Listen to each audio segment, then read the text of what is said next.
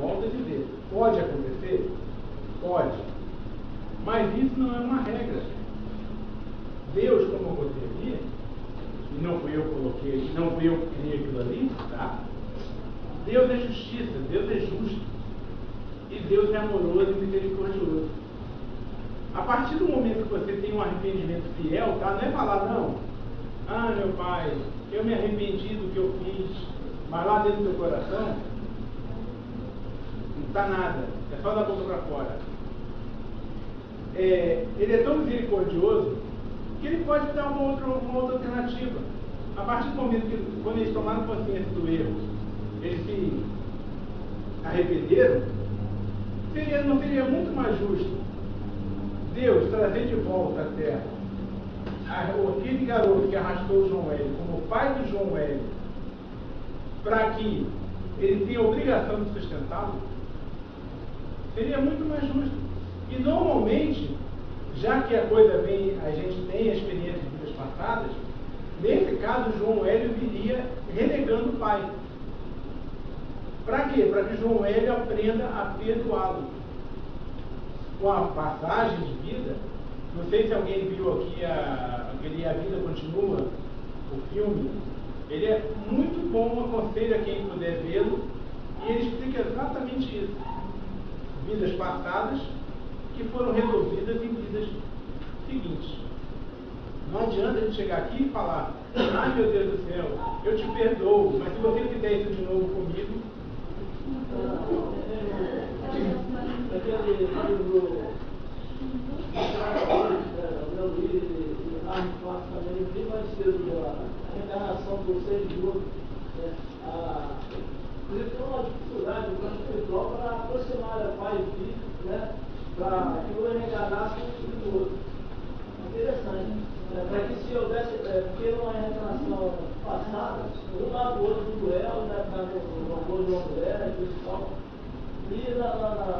se programar no plano espiritual para uma futura encarnação que um seria para o outro para resgatar esse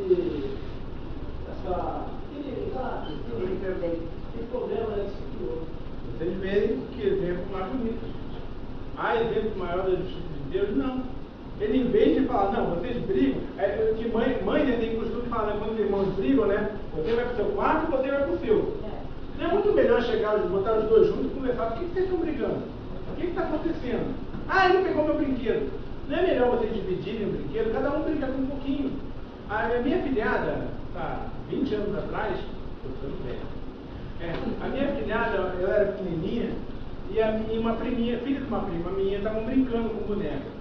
A filha da minha prima pegou a boneca da minha filhada. E a minha filhada pegou a boneca dela. Quando a minha filhada pegou a boneca dela, a filha da minha prima levantou e mandou-lhe. Eles tinham 3, 4 anos. Mandou-lhe a mão chapada mesmo. Mas todo mundo... A minha filhada simplesmente levantou e mandou também. Pronto. Todo mundo fora do quarto. Daqui a pouco estava uma brincando com a boneca da outra. Quando criança briga, eles são os espíritos muito mais abertos que a gente. A gente fica adulto e fica burro. E fica burro. Você quer ver uma doideira? Você vai no centro de Umbanda, numa festa de criança, numa festa de herê, e leva uma criança de meses. A criança vai ficar louca, porque ela está vendo as entidades como elas são. Ela não está vendo ali você, eu, que está incorporado. Incorporado entre aspas, né, que está sintonizado. Ela está vendo as entidades. Aí a gente cresce e fica burro. Eu falo o seguinte, Deus escreve certo por minha sorte. Não, Deus escreve certo por minha certa. Nós somos burros. Não conseguimos ler o que ele escreve. E é um animal inteligente. É um animal inteligentíssimo. Eu quando criança, eu sempre, meu pai é de roça, eu sempre passei as férias na roça. O burro, se você levar ele para o espinhadeiro, ele trava, ele não vai. O cavalo, se você der um toque, ele pula. Então, na realidade, o burro, e a anta também, né? Um animal também inteligentíssimo, que chama quem vai besteira de anta. Eu não sei por que, mas tudo bem. Mas é uma coisa que você sabe assim, eu perdoo. Eu te perdoo, mas eu não fiz.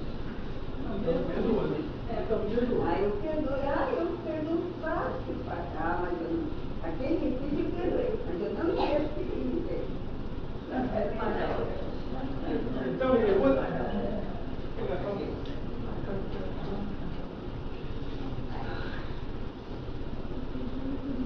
Gente, esse livro aqui, é um autor americano. Ele é até autor de uma série massa exatamente sobre resoluções de casos. Ele chama James Van Praagh. Tem que rolar a língua, mas tudo bem.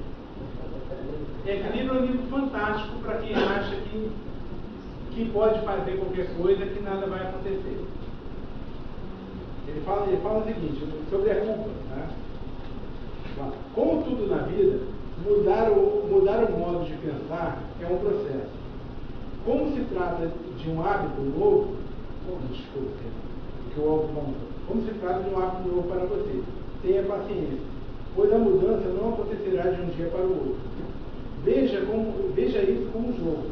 Todas as vezes que se pegar em um pensamento negativo, substitua por um positivo. Ou seja, você tá ali às vezes, Jesus falou para Pedro mesmo, tá? Que foi pela Igreja Católica o primeiro Papa, mas era o primeiro apóstolo de Cristo. Vigiai e orai. Porque Pedro, quando estava fazendo uma missão para Jesus, ele adormeceu. Ele falou, o Espírito está pronto, mas o corpo não. Então, gente, a gente tem que estar vigilante o tempo todo, em tempo integral. Deixa eu pegar aqui. Substitua por um positivo. Após cerca de um mês fazendo isso, conscientemente, você notará uma melhora expressiva. O positivo atrai o positivo. A gente pensa que, não, eu estou protegido. Não está, gente. O nosso guia, nosso protetor, nosso anjo da guarda, ele pode estar com a gente o tempo todo, mas ele também não é onisciente. A partir do momento que você pensa negativo, ele não se afasta, em momento algum. Ele está o tempo todo do nosso lado. Mas a partir do momento que você tem um pensamento negativo, ele começa a orar por você. Ele começa a te guardar. Mas atrai muito mais coisa negativa. Você que afasta, entre aspas, ele um pouco. Mas ele não se afasta de você, ele não te larga um segundo sequer. Ele está ao seu lado o tempo todo, te protegendo.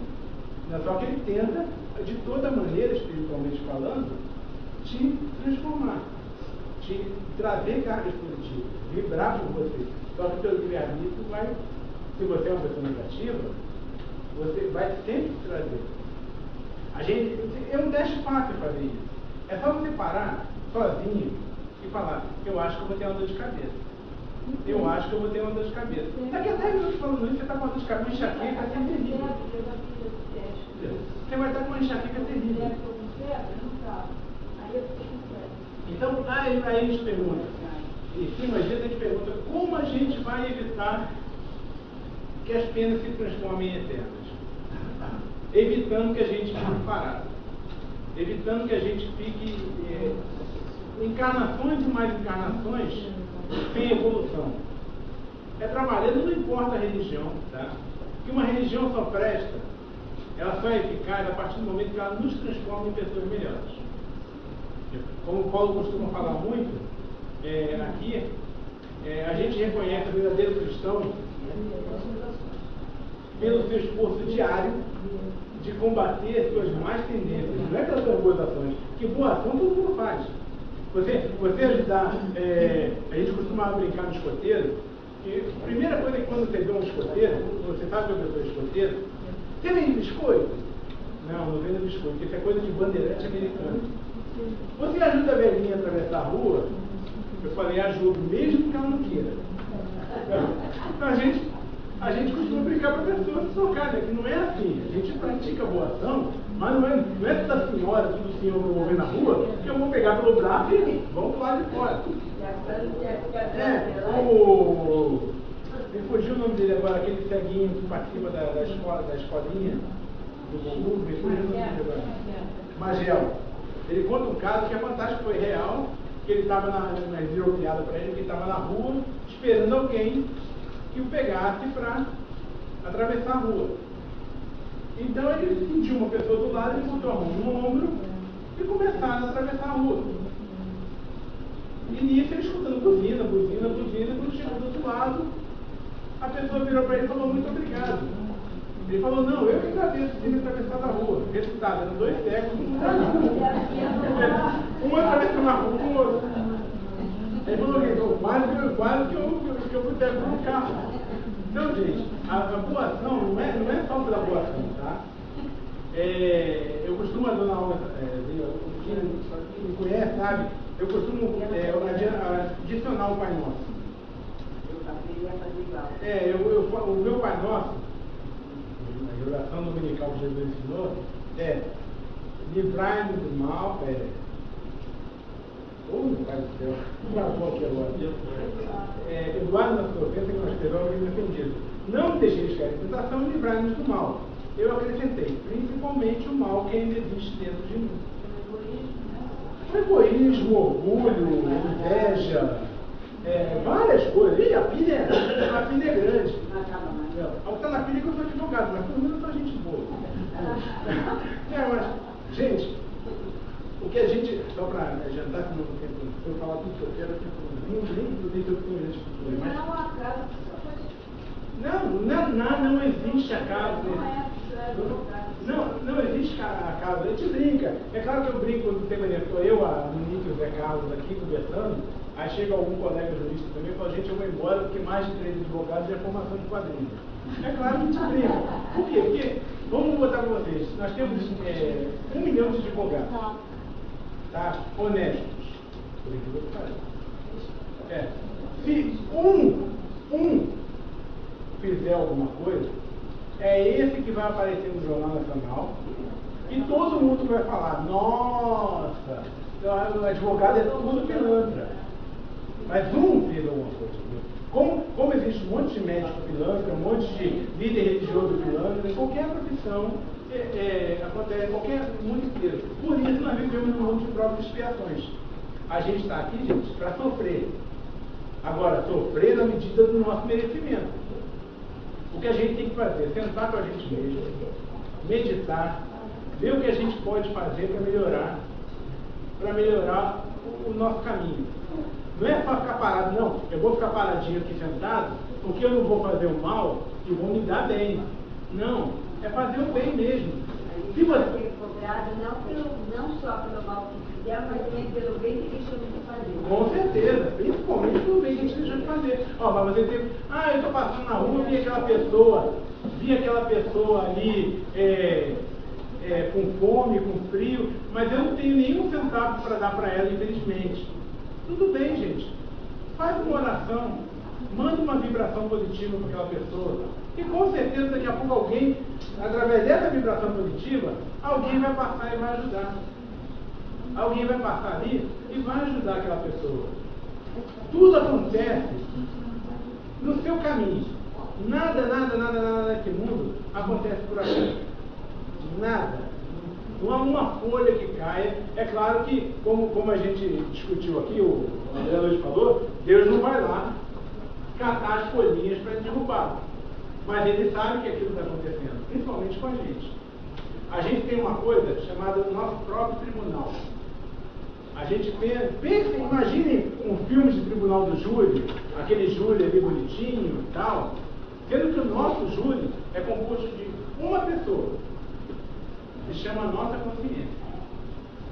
E é um tribunal tão fantástico que ele é o nosso júri, é o nosso defensor, é o nosso promotor, é o nosso juiz e o nosso carrasco. Deus, ao contrário da imagem de Zeus, né, da mitologia grega, Deus não está lá em cima com um raio assim olhando, opa, você fez mal, pum, mandou. Deus, gente, Ele está lá em cima olhando pela gente. Ele quer que a gente melhore. Mas Ele também vai deixar a gente tomar por conta própria, a gente tomar nossas pancadas. A gente tomar, não é só na hora da felicidade que tem conhecidos, que não adianta citar nome, que ninguém conhece também, que eles são assim, na hora que estão lá no fundo do poço, vai para a religião, Vai ficar lá 1, 2 anos, melhora, esquece da vida. Isso é melhorar? Não. Não. Deus está ali, aqui a maioria deve ter visto o filme Nosso Lar, também dá um exemplo bom sobre isso. André Luiz era no ponto de vista dele, um excelente pai. Era um pai ausente, porque ele ficava trabalhando muito para poder suprir a necessidade dos filhos. Mas quando estava junto, era um excelente pai. E ele atendia de graça, ele atendeu, apesar do filme mostrar muito rápido o que não dá, até cortou muitas coisas, por exemplo, e mudou, porque Emmanuel, por exemplo, não tem nada a ver com a história. Ele apareceu no filme, mas não tem nada a ver com o livro. Mas, para as pessoas entenderem melhor, tal, era necessária ali a presença dele no filme. Mas o que acontece? Ele ficou, no filme foram 2, 3 minutos, mas na vida real ficaram, se não me engano, 7, 8 anos em que André Luiz, foi 7 anos, né? 7 anos que André Luiz ficou no umbral. Tanto que ele estava todo esfarrapado. Mais um ano do nosso lado para poder se situar onde ele estava. Até o momento que ele virou e falou: meu Deus, me ajuda, por favor. Porque ele era um suicida. Um suicida inconsciente, mas um suicida.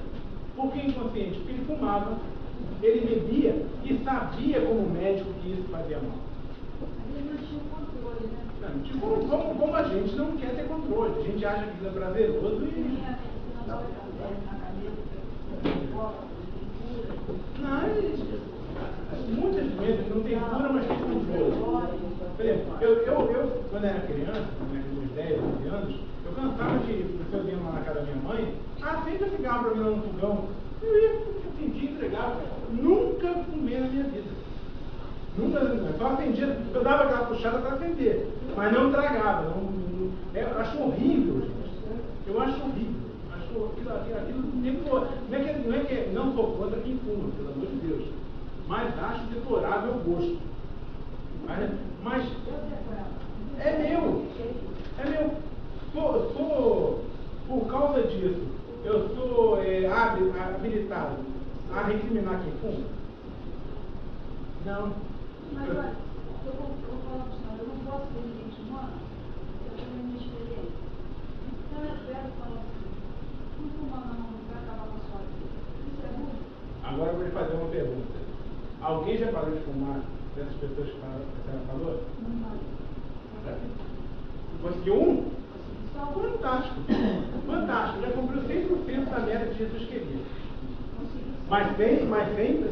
Não briguei. Só conversando. Eu expliquei a lipidema, que é uma morte horrível, um sofrimento terrível, e que eu sou portadora dela. Eu dava um câncer de pulmão. Eu expliquei assim, então, e o médico me disse. Eu costumo falar o seguinte: fez comigo.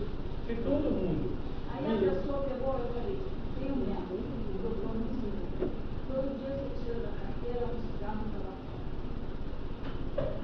A minha colega pode tomar um método mais legal. Você vai perdendo e você toma. Procura um médico para tomar um ansioso. Falei para a pessoa. A ansiedade não gosta tudo isso. Você procura um psicólogo, um psiquiatra, começa a tomar muito. Ele vai te ajudar, te dar um apoio. Tem remédio da homeopatia. Aí ensinei até remédio homeopático. E a pessoa foi, fez e se libertou. Quando falou assim, Maria, eu não fumo mais. Eu fiquei tão feliz. Eu tenho uma amiga que estava fumando um método que eu achei fantástico. Ela pegou cenoura e cortou a cenoura do mesmo tamanho do cigarro. Com toda a carteira de cigarro. O médico mandava comprar um graminho de chocolate. Ela botou a cenoura na carteira de cigarro. Toda vez que ela tinha vontade de fumar, ela puxava uma, estava na boca e ficava fumando. A ansiedade dela passou. Eu falei que o mal dela era ter uma overdose de vitamina. Mas, gente, então, já que nós temos hoje, daqui a pouco eu estou começando a tomar uma bronca aqui, gente, vamos pensar o seguinte, gente. Vamos acabar com essa história de penas eternas, de quem matou tem que ser assassinado, de quem fez isso tem que receber a mesma pena. Pense uma coisa, a gente vai receber a nossa pena conforme o nosso merecimento. A gente tem que evoluir. Se você está brigado com alguém, vai lá se desculpa. Se a pessoa vai te desculpar ou não, é problema dela. Você tem que tomar suas atitudes. Procure fazer o bem. Não precisa doar. Gente, caridade, Jesus falou em caridade, mas caridade não é 1 quilo de alimento não perecível. Também é. Caridade, um abraço, eu acho, na minha opinião, é maior, um abraço sincero, é a maior caridade que uma pessoa pode fazer a outra. Uma pessoa que está triste, não pergunte por que ela está triste. De repente ela não quer falar. Se ela quiser falar, ela vai te falar um pouquinho.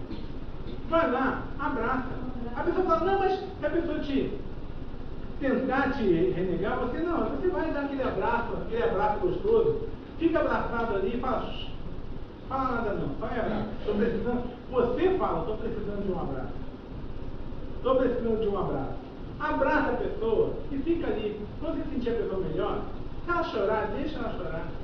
Não tenta reprimir choros de ninguém, porque eu falo para vocês, quando a lágrima é contida, é o coração e o cérebro que sentem. Gente, muito obrigado a vocês pela paciência, pela colaboração. Que Deus esteja com todos, mas que principalmente todos estejam com Deus.